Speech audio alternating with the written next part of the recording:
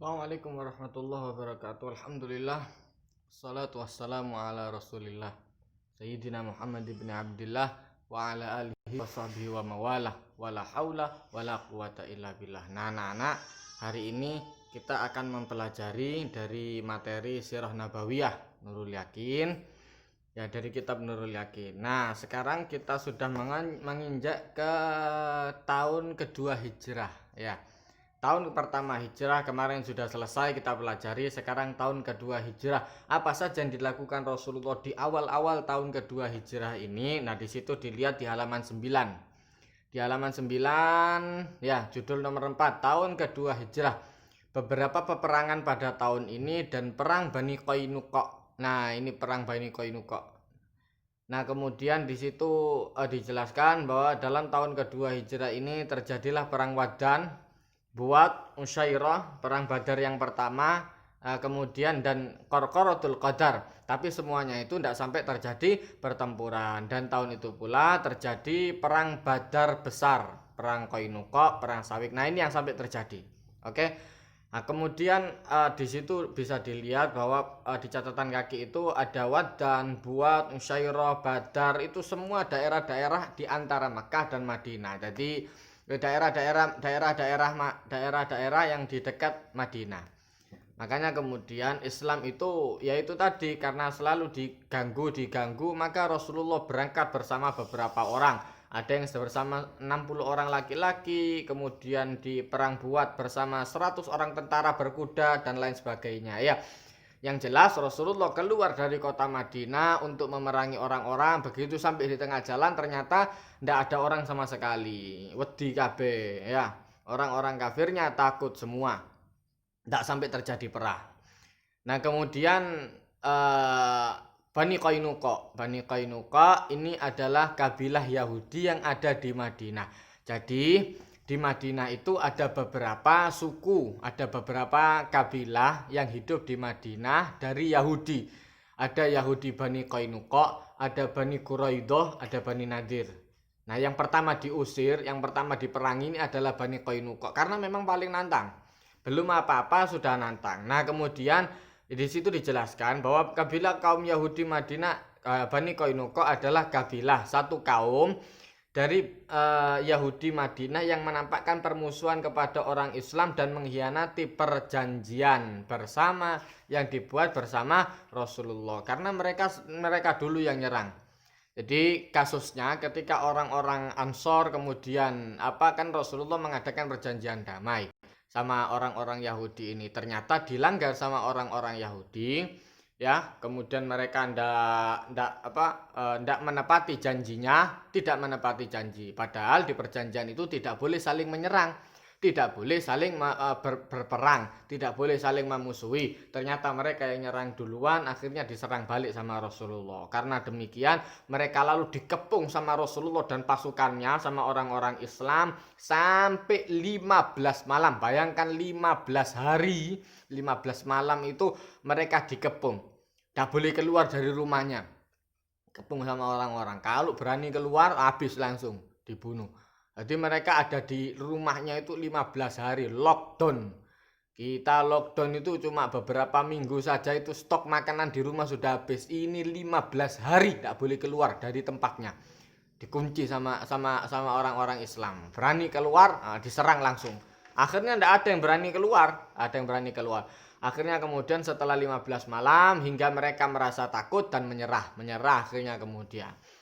Nah, kemudian maka mereka minta, karena melanggar sendiri, yaitu kebiasaannya orang-orang Yahudi, modelnya kira-kira seperti itu. Saken-aken kayak ngono.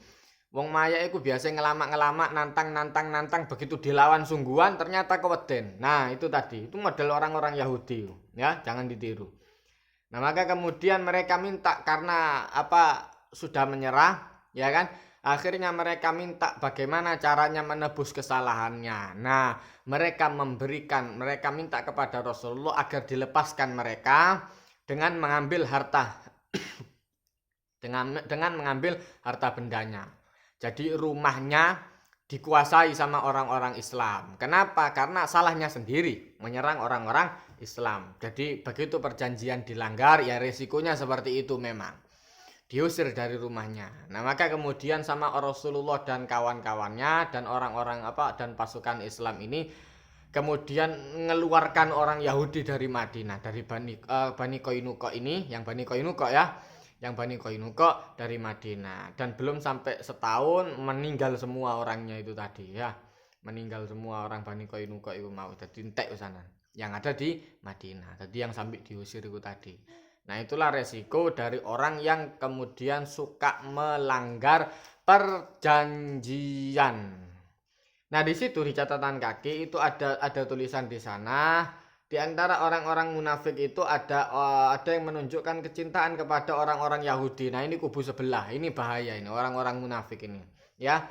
Nah, orang-orang munafik itu di antara itu kepalanya adalah Abdullah bin Ubay yang kemarin saya ceritakan, Abdullah bin Ubay bin Salul. Nah, ini yang kemudian dia nyari bolo dari orang-orang Yahudi untuk nyerang orang Islam.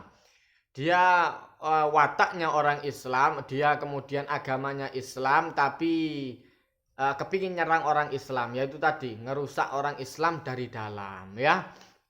Nah, maka kemudian itu yang tidak boleh ditiru. Jadi kesimpulannya di sini pada awal-awal tahun ini ada perang Badar kecil, ada perang Badar kecil yang perang Badar pertama, yang ini semuanya kemudian di awal-awal itu tidak ada yang sampai terjadi perang.